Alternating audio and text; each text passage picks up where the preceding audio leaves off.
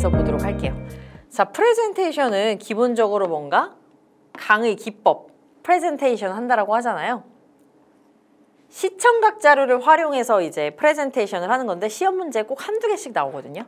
자, 목적이 쭉 나옵니다. 목적은 어떤 게 있어요? 정보 전달, 동기 유발, 의사 결정으로 이제 설득하기 위해서 행동을 촉구하려고 엔터테인먼트적인 요소가 있죠. 회사 소개라든지. 자, 프레젠테이션의 구성 요소가 있는데, 자, 프레젠터, 발표를 실행하는 사람이죠. 그리고 청중이 있어야 돼요.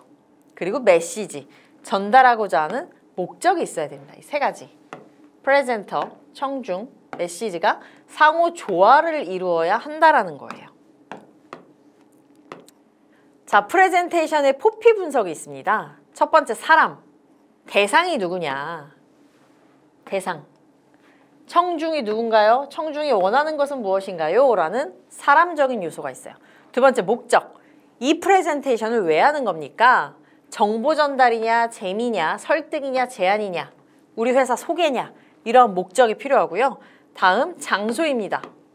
발표장의 위치, 형태, 시설, 좌석 배치. 가장 소홀하기 쉽지만 실패로 끝나는 주요 원인 중이에요. 원인 중에서 가장 치명적이에요.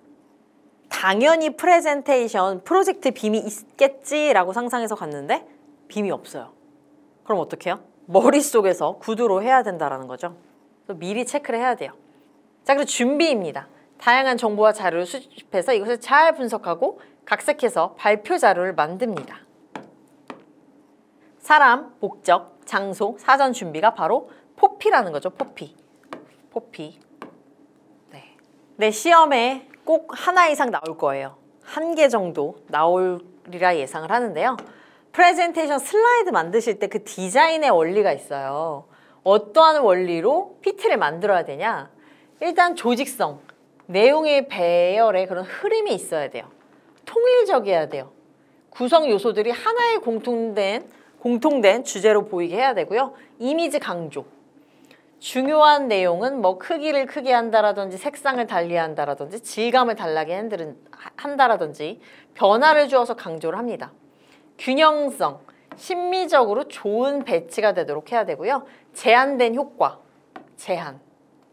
효과를 너무 많이 쓰면 그 또한 너무 현란하고 복잡합니다. 제한된 효과를 써야 되고 필요한 것만 사용을 합니다. 정렬된 배열, 내용의 배열 및 정렬에 따라 전달하는 것이 달라지고요. 원근법, 중요한 것은 좀 크게, 덜 중요한 것은 좀 작게 원근감을 주고요. 단순성, 전하고자 하는 핵심적인 정보만을 제공을 합니다. 불필요한 것을 굳이 많이 할 필요가 없어요. 그래서 문제는 어떻게 나오냐? 디자인의 원리로 틀린 것은, 옳지 않은 것은, 혹은 이렇게 내용을 하는 것은 어떤 효과입니까? 바로 이미지 강조. 이렇게 두루두루 알고 있어야 된다는 거예요. 네, 다음 교육훈련인데요. 교육훈련의 방법은 OJT와 현장훈련과 OFJT가 있어요. 현장 외 훈련. 개념과 장단점을 꼭 외우셔야 되는데, 자, 현장훈련의 개념. 학습자를 업무 현장에 직접 투입해서 교육하는 방법인데요. 경비가 적게 들어요. 특히 신입 직원에게 진행하면 좋고 직무교육 훈련이라든지 직무순환, 코칭, 멘토링이 바로 현장 훈련의 예시로 들 수 있겠습니다. 네, 현장 훈련의 장점과 단점이 있습니다. 장점은요, 현장 안에서, 우리 회사 안에서 가르치기 때문에 실제적인 교육 훈련이 가능해요.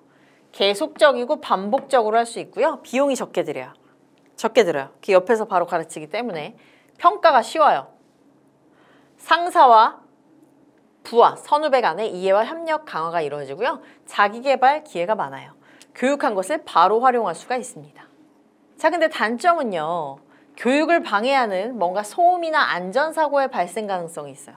바로 그 옆에서 기계를 막 켜서 작동하면서 그 옆에서 가르치기 때문에 이런 소음과 안전사고 발생의 가능성이 있고요. 고가 장비 사용 시에 고장이 나면 전체 생산에 지장을 줄 수가 있죠. 장비를 다루면서 그 옆에서 바로 가르칠 때 이러한 문제가 생길 수 있죠. 학습자가 OJT 교육 내용을 자신의 주 업무와 관련이 없다고 생각할 때 시간 낭비일 수도 있다. 그리고 일상 지도가 중심이 되면 시야가 좁은 지도가 되기 쉽다. 상급자의 능력에 지나치게 영향을 받을 염려가 있고요. 훌륭한 상사가 꼭 훌륭한 교사는 아닐 수 있다는 거죠. 일을 잘하는 상사와 잘 가르치는 것은 다르다라는 거죠. 네. 자, 현장 외 훈련이에요. 현장에서 벗어나서 업무를 보고 배우는 그런 뭔가 집합 연수 등을 예로 들 수가 있어요. 집합 연수.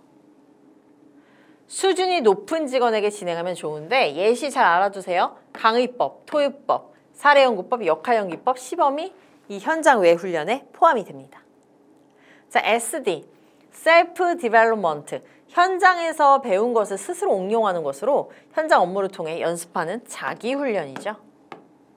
네, 성인학습의 특징에 대해서도 종종 나오거든요. 성인학습으로 틀린 것은, 옳지 않은 것은, 옳은 것은. 자, 성인학습은요, 좀 목표가 있어요. 여러분들 이 수업을 듣는 분들 중에 학생분들도 계시지만 성인분들도 계시잖아요. 목표를 이루기 위해서 이 공부를 하죠. 목표지향적이에요. 많은 시간이 요구돼요. 성인이다 보니 이것저것 사회활동도 해야 되고 취미도 해야 되고 일도 해야 되고 시간이 요구됩니다. 알려고 하는 욕구가 있어요. 자기주도적인 학습을 원하죠. 선택적으로 학습 상황에 임합니다. 때로는 이게 더 중요하니까 오늘은 학원에 가지 않고 다른 일을 한다라든지 좀 이렇게 선택적으로 학습 상황에 임하죠. 네, 다음 강의 기법의 유형입니다. 유형별 특징과 장단점을 잘 외워두실 필요가 있는데요. 일단 강의법. 우리가 보편적으로 아는 강의죠. 제가 지금 하고 있는 것도 강의법인데 교사 중심의 수업 방식으로요. 좀 설명 위주로 이루어져요. 보편적이고 가장 오래됐어요. 그러다 보니 좀 체계적 논리적 전달이 가능하고요. 단시간 다수에게 전달해서 경제적이에요. 교사의 강의로 학습 동기를 자극받을 수 있는데 좀 수동적일 수가 있죠. 혼자 좀 교수법 일방적일 수가 있기 때문에 기계적으로 진행이 되면 장기화가 어렵고요. 개인 수준 차이로 개별화가 어렵죠. 그냥 일반적으로 보편적인 내용을 저도 설명을 하고 있기 때문이죠. 네, 다음으로는 토익법입니다. 토익법은요, 수업 목적을 달성하기 위해서 이렇게 소집단으로 나누어서 상호 간의 의사를 전달하는 거거든요. 참가자가 비교적 소규모고요.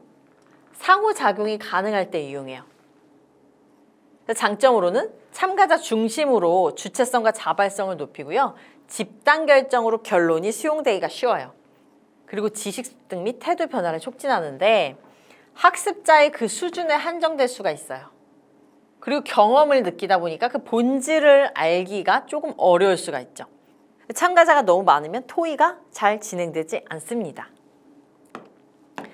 다음은 실험 실습법입니다. 참가자 자신들이 주로 실험이나 실습 등과 같이 스스로 경험을 통해서 배워나가는 거거든요. 이 장점도요. 스스로 경험을 통하기 때문에 소규모 활동에 유용하고요. 지식보다는 기능 습득에 효과적이에요. 학습자의 자발성과 창조성을 존중을 합니다. 그리고 단점으로는요. 학습자 수준에 그칠 수가 있어요. 더 뛰어넘기가 힘들어요. 그 내용의 그런 개통화가 어렵죠. 준비에 많은 시간이 소요가 돼요. 자, 다음은 사례 연구입니다. 사례. 참가자의 학습 의욕을 자극하고 그들의 사색적 경험을 주기 위한 그런 방법인데요. 네. 네, 이러한 장점이 있고 이러한 단점이 있어요. 네. 시청각법. 자, 그리고 역할 연기예요. 심리극이나 정신질환의 그런 치료를 목적으로 개발된 그런 교수법인데 실제 상황과 매우 흡사한 가상 상황을 설정을 해서 연기를 통해서 대인관계 능력을 개발할 목적으로 그렇게 발전이 됐습니다. 장점은 다 역할 연기를 하다 보니까 좀 재미가 있죠. 현실감이 있고요. 개인의 약점을 알 수가 있어요.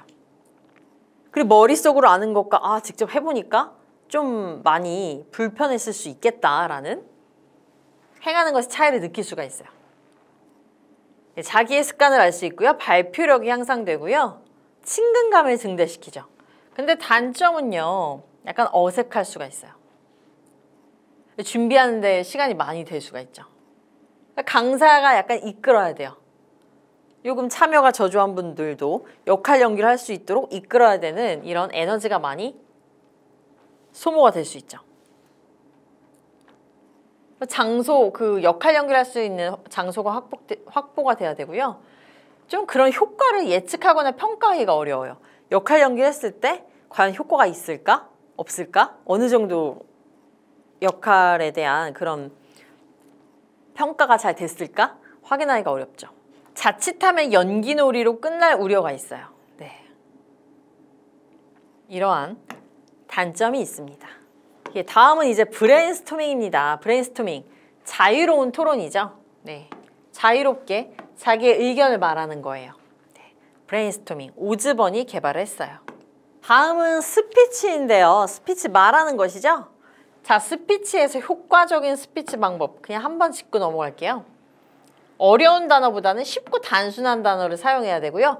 일상적인 대화처럼 말을 해야 된다는 거야. 가끔 시험 문제에 나와요. 대화처럼. 그리고 목소리의 강약을 조절을 해야 돼요. 지루하지 않게. 시험 문제에 저렇게 나올 때가 있거든요.